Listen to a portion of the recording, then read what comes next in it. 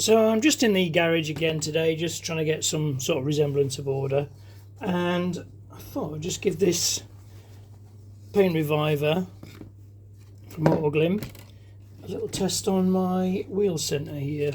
It's from my Smith's alloy wheels, the Smith's Shadows, very rare wheel. Stan the man has managed to hopefully source some 3D centres for me, 3D printed centres I should say, not 3D centres, everything's in 3D. Because you can't get these anymore. A couple I've got, the tabs are broken off. So he's, I think it's Harriet's dad, which is Stan's wife's dad, has managed to 3D print them for me. So next time he comes over, we're going to test one, do a test print and see if that fits, and then hopefully I can get some made. I can just paint them up, do some nice different centres. I think I might go red in the centre, red and chrome. I might even go chrome with red writing, that might be quite nice.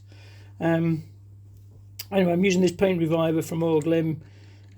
Pretty good stuff. I've used it on the Celica and it hides a lot of the scratches. You're supposed to leave it for 10 to 15 minutes to set, so I'll do that now. So it's been 10 minutes, but it's probably been less than a second in YouTube land, and it's dried nicely, so just give that a bit of a buff.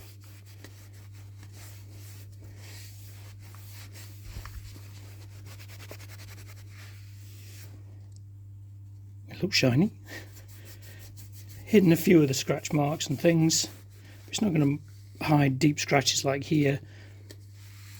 But yeah, it'd be nice to actually get these, a new set of these, so I can always keep the, actually it's glossing up now, it's really coming up nice.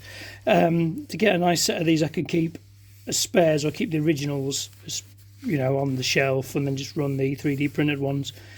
So I think 3D printing is basically going to be the future of very, very rare car parts. So if you've got a 3D printer, drop me a comment below, tell me what you use it for. Do you actually print car parts with it? But things like, you know, old clips that you can't get anymore, wheel centers like this, or even door pulls, things like that, it's going to be ideal.